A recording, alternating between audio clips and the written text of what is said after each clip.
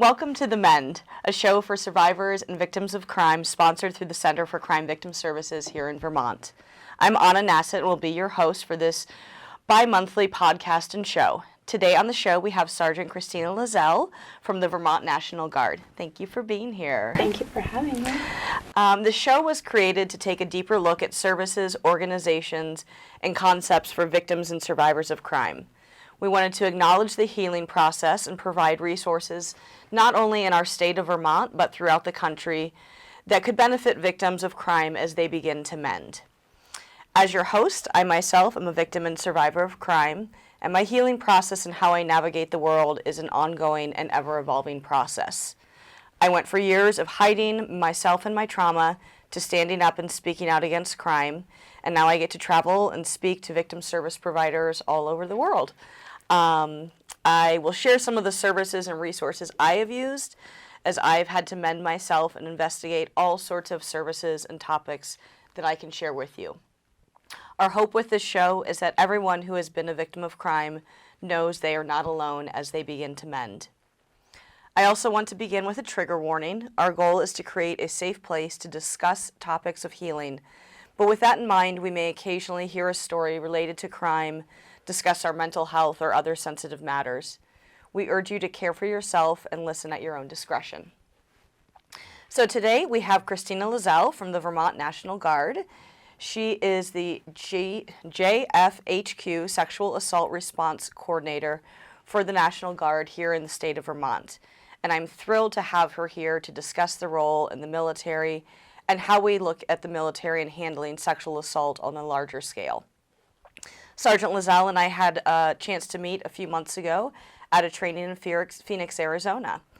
I was speaking at that training and she was attending with other sharp responders from the National Guard. And since we are the only Vermonters that attend this conference, we do a yearly dinner to connect, discuss, and bond. And it's always one of my favorite evenings of the conference, and this year did not disappoint at all. So thank you so much, Christina, for being here and sharing your knowledge and experience with us today. So, Christina, let's start with a little bit about you. Could you share with our listeners what led to you joining the National Guard and how long you've been enlisted? I know you're now in a civilian role, but just kind of walk us through a little bit of that. Sure. So my enlistment is kind of unlike most. A lot of people, when they enlist in the National Guard, it's something that they've thought about doing since they were children or something like that. For me, I was actually taking a criminal justice class at the Career Center in Brattleboro, and the recruiter, who happened to be my godfather's brother, actually came in and talked, and his pitch that kind of got me was, anything that you want to do when you get out of high school, you can do in the Guard. And so originally my plan was to go to college for forensic psychology. So I asked if that was possible, and he said, yep. So I went home that day and I said, hey, Mom, guess who came and talked to us today? And she ended up, because when I was 17, you have to have parents' permission to enlist. So I went down, I took the ASVAB test and actually got the score that I needed to be able to enlist into behavioral health, and that was how it went. So that was 8 years ago. I did 7 years in the Army, and then I've been in the Air Force for the last year. I'm going back to the Army side in the next few days, and I'll be drilling with them doing behavioral health again. And then full-time, I'm a Title V federal technician, so that's where the roles are different. So Monday through Friday, my civilian job is also for the Guard, but the sexual assault response coordinator piece is not actually my military job. Okay. Yeah. Very confusing and very cool. Yes. Thank you for explaining for us. So I think you just shared a little bit about this, but what led you to deciding to follow the track of becoming a victim advocate for the National Guard and then to you becoming a SHARP coordinator? So I, in college, was part of the peer advocate group on campus in Castleton called PAC, Peer Advocates for Change. They do similar to what I do, a 24-hour hotline, provide education, obviously provide advocacy as needed. And I ended up changing from psychology to social work. And in your senior year as a social work student, you do your your senior capstone seminar. And the final project for that is to build a resume and then go to an agency and have them conduct a mock interview with you so you can get pointers on your resume, how you do it at interviews and those kinds of things. I ended up having the behavioral health officer for the Vermont Guard actually conduct that interview with me because he had also seen me work with patients, so he knew how I interact and all of those other tasks that if I went to a random agency, they wouldn't be able to give me. And as he was looking over my resume, he's like, I've seen this before, which really confused me because I've spent the last few months of school making that resume in class, so I didn't know what he meant. And he pulled up the job ad for the victim advocate coordinator, and he's like, you need to apply for this. Your resume already fits everything that they're looking for. And so I applied. I didn't think I was going to get the position because I was 8 months pregnant at the end of my senior year of college. And so if I was selected, it would have been a few months before I could start. But I interviewed and I was selected, and that's how that happened. That's so cool. Yeah. And that's awesome that that's not the way we normally get jobs, especially not being pregnant. So that's Yes. awesome that they really saw something in you and were willing to go through the maternity and everything. That speaks a lot. Yes. So for our listeners out there, could you share what SHARP is? I know we've already used the term a couple times, but just it's not something that most people know about. Like, I didn't know about it until a year ago. And so could you share a little bit of the history, the role that it plays in the Guard and throughout the military, and just what is SHARP? Sure. So SHARP is, it stands for Sexual Harassment, Assault, Prevention, and Response. The Army is the only one that uses the SHARP program. The rest of the DoD uses SAPR, which is Sexual Assault Prevention and Response. The Army added harassment because sexual harassment and sexual assault, the process for dealing with those cases are pretty similar. Although when we're stateside, we do follow more of a SAPR program because harassment cases still go through the Equal Opportunity Office. Mm-hmm. In a deployed setting, we fall under Big Army, so we follow the SHARP office and harassment complaints will come to us. So mostly when you ask somebody what is SHARP, they're going to pretty much roll their eyes and say, oh, that's that awful mandatory training that we have to have. Unfortunately, in the past, that's how it's kind of been. The trainings that were pushed out weren't great. We've done a big push at changing the way that the trainings are done so that they are more friendly and more of a discussion based than a PowerPoint slide that's filled with words that nobody wants to read. But we do so much more than just that training. We do have the victim advocates in each unit. We give the survivors options if they want to do a restricted or an unrestricted report. And so restricted report is going to be confidential? yes. Unrestricted is public, correct? Yes. Okay. So it's not public. The way that we kind of have framed them for making it easier for users who are going through trauma to understand is that the restricted option is that a closed box. And so it's just my office who will know who made the report. And then the unrestricted is kind of an open box where you get an investigation and you get command support because with a restricted report, commanders aren't involved. Okay. Other than the reporting options, we provide help with if they need medical care, we can help get them to the hospital. And if they don't want their military advocate with them, like the local network programs will sit in with them. We have Special Victims Council, which is basically free legal services through the National Guard. And so we can help contact them. And then any other services or resources throughout the state or at the military level we can help with. Awesome. Yes. Very cool. Well, I know for myself, like I've gotten to come and help lead some SHARP trainings in the last year, which for me, that's such an amazing thing to get to lend voice to. And yeah, I just really respect what you all are doing. It's very important work. Thank you. Can you, I mean, you've started to kind of do this, but can you walk us through what a case would look like from the first point of contact to, I mean, conclusion, such an open-ended term, but it's so different for everyone else. And what is your role in that process? Sure. So the process for each report is going to look different based on, one, each situation is different, but also if you do a restricted or unrestricted report, those processes are different. And who the survivor chooses to go to make that initial contact. If they come directly to me as the SARC or one of our victim advocates or a medical professional, they have all of their options open to them. If they go to law enforcement or their command, then it's an unrestricted report, and they can't do a restricted report based on it's brought up to the higher level, so we can't pull it back. So we've been pushing a lot for people to come directly to our office so that they can have the choices that they want. If somebody makes a restricted report, they have the choice to go unrestricted at any time. But if they go unrestricted, they can't go back.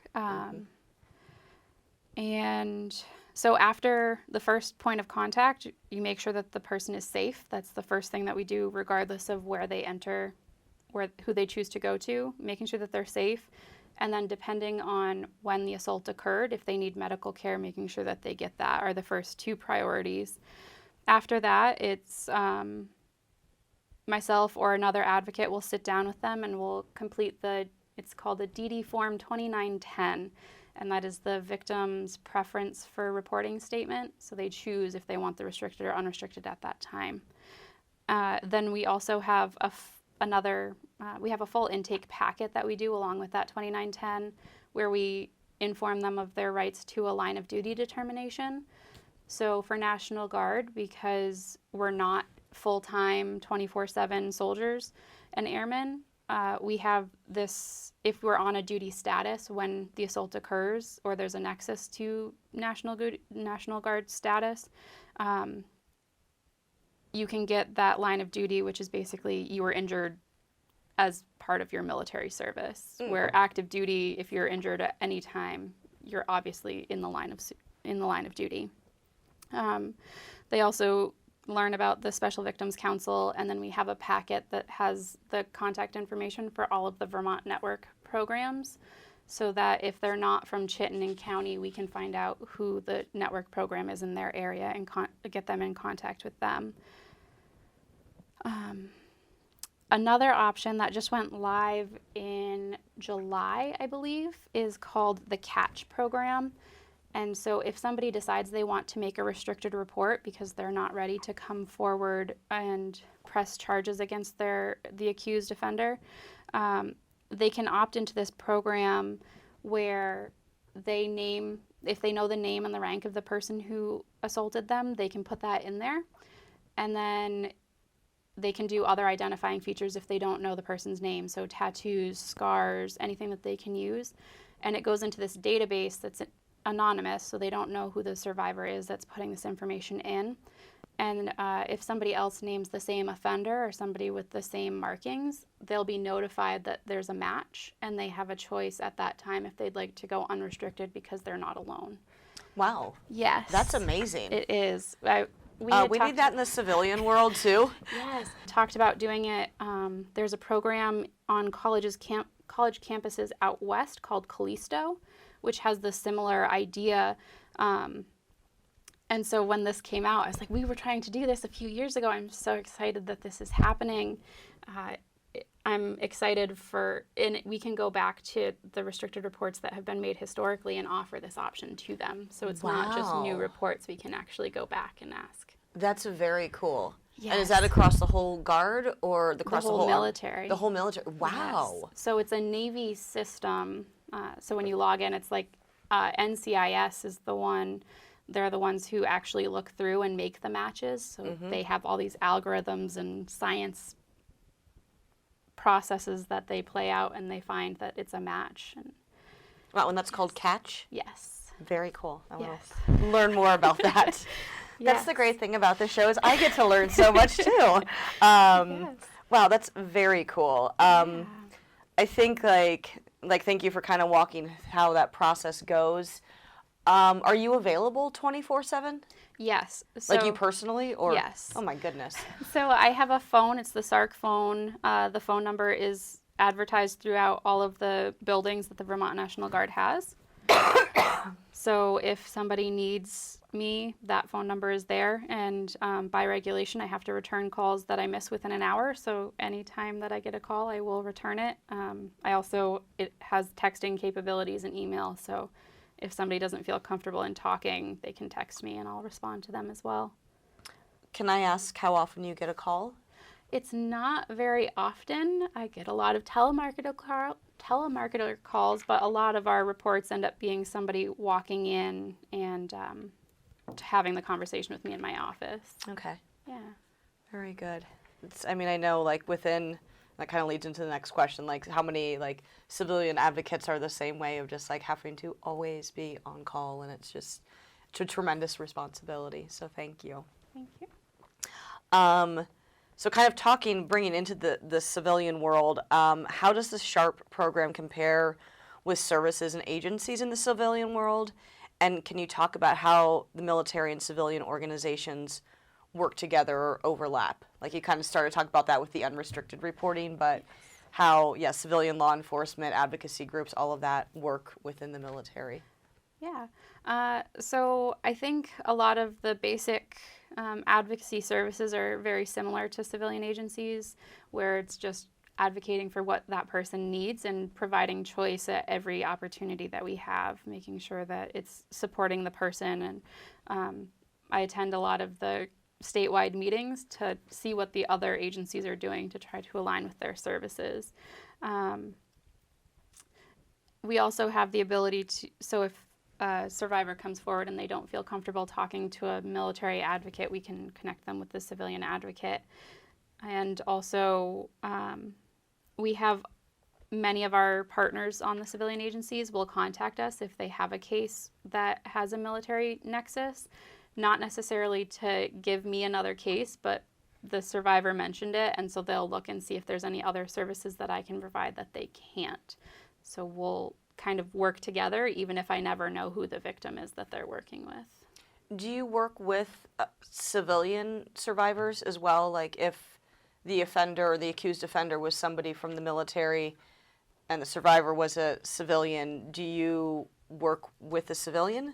So not in that scenario, but what we do is we track it as an open with limited information type of case. It's a form of our unrestricted report where we kind of just track how the civilian law enforcement interaction is going and through their trial, and then we can hold them accountable with administrative actions based on if they were found guilty or not in the civilian courts. But I can't work with a civilian victim, even if it was a military offender. We are able to help civilians if it's a spouse or a dependent of a service member, as long as they're above the age of 18. Okay. Under the age of 18 would go to the family advocacy program. Okay. Yeah. Wow. Interesting. So to kind of shift a little bit, we know that the history of sexual assault is unfortunately pretty deep in the military, and we're seeing a lot more light being shown upon that. For male and female victims, what words would you offer to encourage reporting?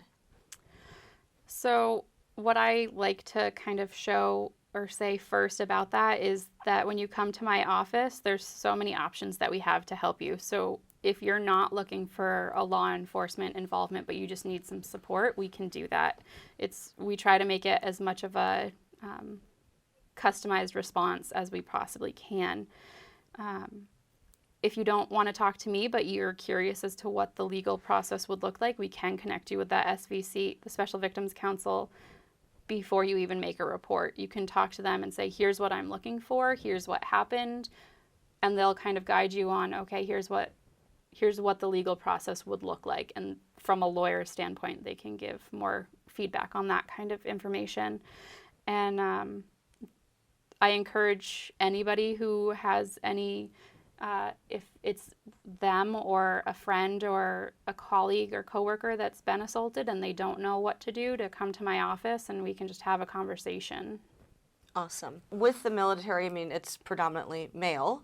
Do you find that you're having more male victims and survivors coming forward to report?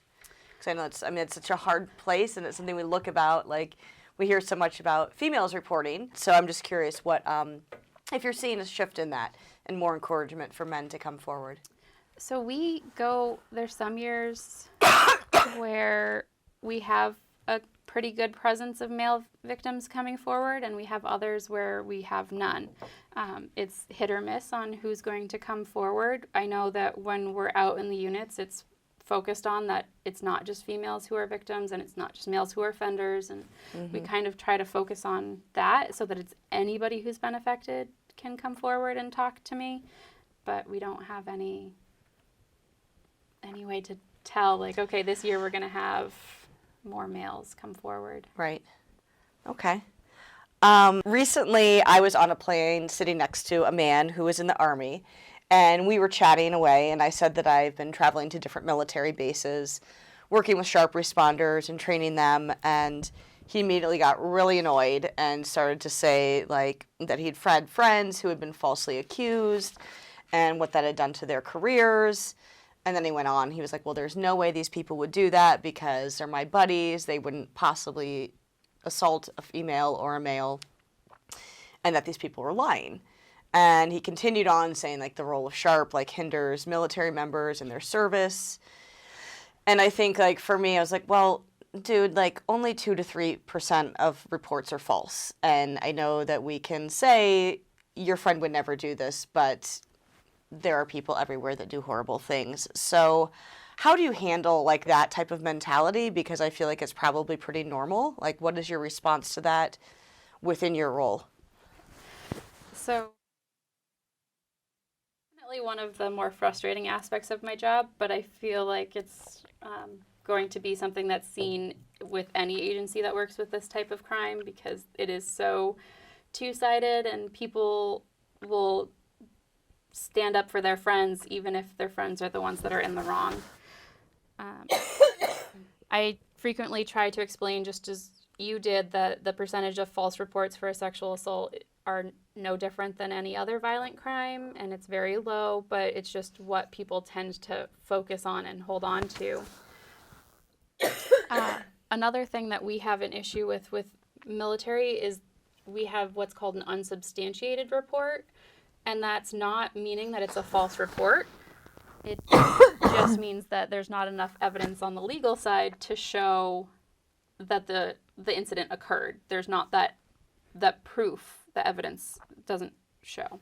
I also explain that when a survivor is going through the legal process and they draw their allegations, that they're not saying that their allegations were false. They're saying that they're done with the process, because a lot of times the defense will make that process draw out for so long that people just can't do it anymore. They need to put the incident behind them, and it just can't happen when going through the legal process.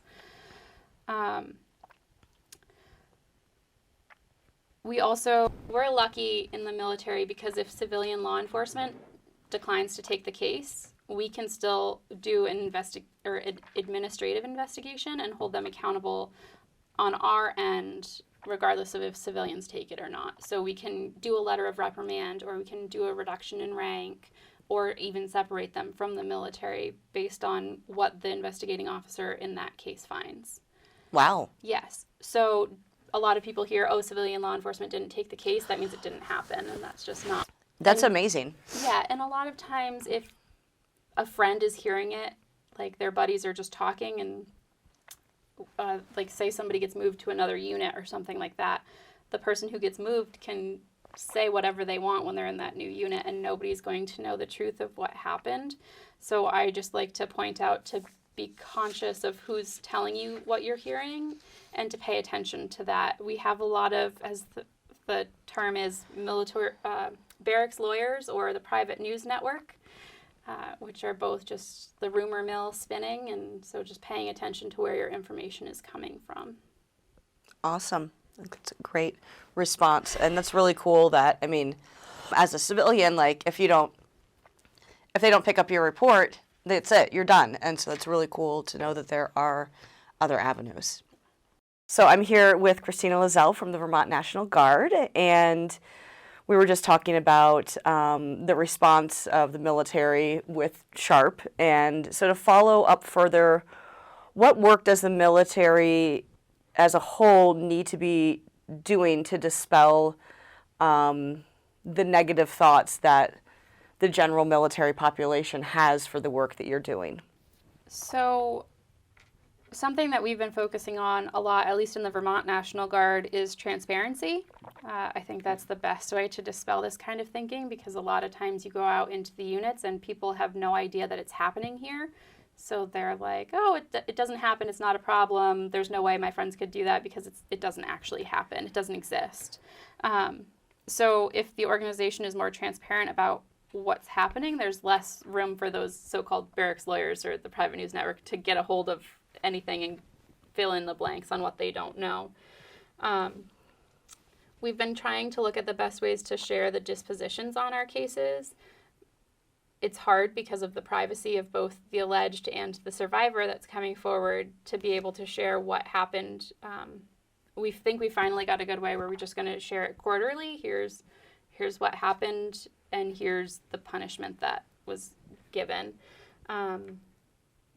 Many people just don't realize that it's happening in their own community. And so seeing incidents that occur, even if there's no identifying information attached to it, I think is going to be helpful.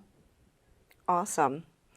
The future of this work is, shining a light brighter on prevention versus the aftercare of assaults. Like, we want to prevent these assaults from happening. So as we're looking deeper and deeper into how we educate people to not commit these crimes, can you talk to me about how SHARP is looking forward with that lens on prevention? Sure. So prevention has been a big portion of the focus lately. The program has gotten really good at the response piece, which is wonderful, but it definitely needs to be focused more on prevention, because if we can prevent it in the first place, we don't need to make a response. In our program, we've been trying to shift those conversations from talking about assaults to focusing on what is an actual healthy relationship and what's an unhealthy relationship, and what are good boundaries, and how to set your boundaries. So a lot of people just don't have that information.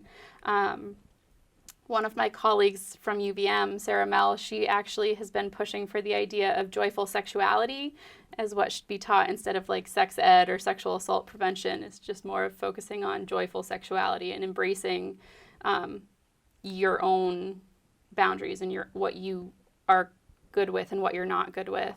And so I've kind of taken that as my goal, is for how I want to go forward with prevention and looking at it more through that lens. The former EO manager from the Vermont Guard, Chief Sumner, Doris Sumner, she focused a lot on sexism as the starting point for where a sexual assault comes from, because obviously that's the far to the left side of the spectrum. And so if we can prevent those sexist behaviors, then we can also down the line prevent sexual assault. So I also try to keep that in my purview when I'm doing Awesome. prevention. So, Christina, as you continue your career with the National Guard and look forward to your future, how do you want to continue to work in this field as an individual and or with the military? So in my full-time career as a SARC, I'm still working on getting my feet under me, because obviously I've been in the program for a few years, but this role is very new. I was just selected a couple of weeks ago as the SARC. So I haven't had time to really think about what the next goals will be.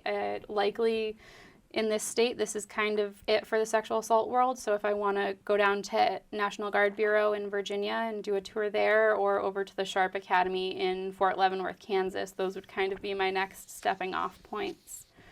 For my military career, I'm actually in the process of transitioning back to the Army side, as I mentioned at the beginning. And with that transition, not only am I going back into doing behavioral health for the Guard, but I'm also looking at doing the officer candidate school. So I would actually commission as an officer if I'm selected and I make it through the training. So that's awesome. Yes, that's my, and if I commission, then I can go into the counterpart for my full-time position and actually on drill weekends get out to units and provide support that I can't do now on drill weekends. So I'm really excited, and I hope that it happens. So Yeah. we'll see how it goes. That's awesome. Thank you. Congratulations. Just as an aside for our listeners, like the news just broke here in Vermont that you're possibly deploying in 2021, correct? And so if you were to deploy, what would your role be when you would go over on your tour? What would your job be? So on a deployment, I would be a behavioral health NCO, non-commissioned officer. So I would assist the behavioral health officer in the program and making sure that we provide the support to soldiers, whether it's the fact that they're separated or if a traumatic event occurs on the deployment, doing those debriefings to leadership and with the units. Awesome. Yeah. That's very cool. A soldier taking care of all the other soldiers. Yes.